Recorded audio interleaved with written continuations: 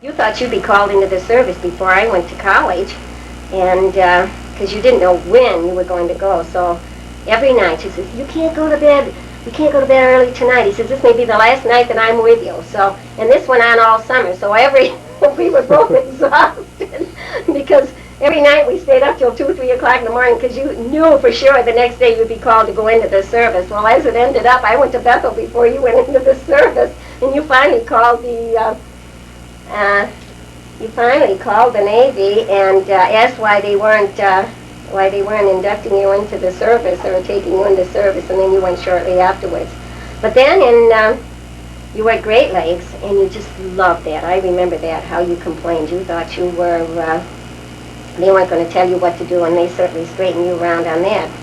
And you came up to visit me at Bethel, and you had a bloody nose all night, sleeping with my brother Harold, and it was only because you'd gotten into a boxing match with another fellow, and he must have really hit you in the nose good. I don't know, because your nose bled all weekend when you were at Bethel.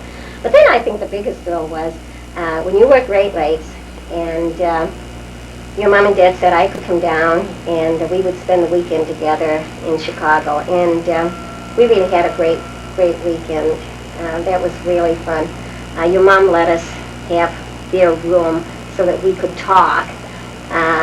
And then when we were through, your mom and I slept together, and your dad and you slept in one room. So that's how we did it in those days.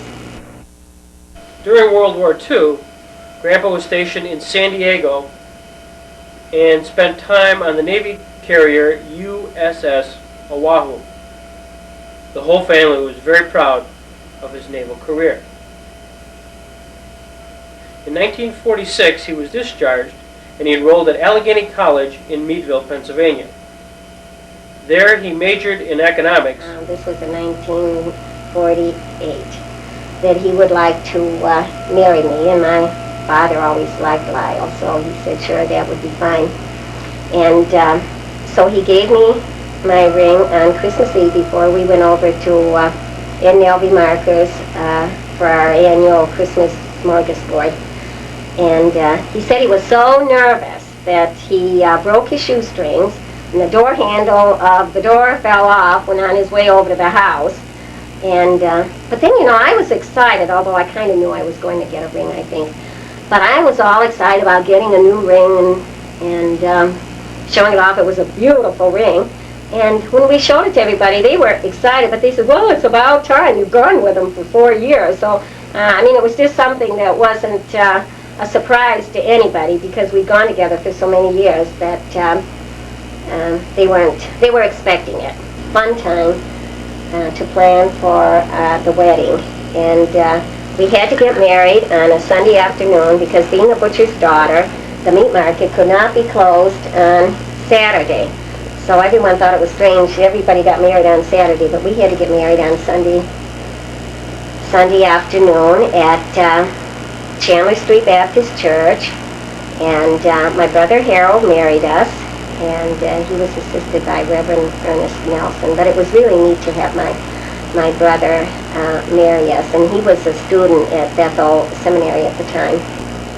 I remember that it rained to begin with, and but I think it must have cleared up. And we had Gordy Carlson was the best man, and Lyle always tells when they were in that little anteroom waiting to go in, Gordy had our wedding band, and my brother Harold had somehow taken it from Gordy without him knowing it.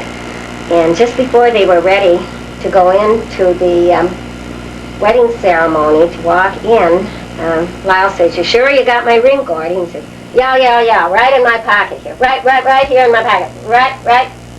Hey, I don't have it. And there was just panic in that room, and he just got white. And my brother Harold let him suffer a little while, and then he finally gave him the wedding ring back. So that was a joke that I don't think Gordy appreciated at the time, but it kind of took the nervous edge off of him. And Lyle was so nervous that his mother gave him Nervine to take so that it would keep him a little cool.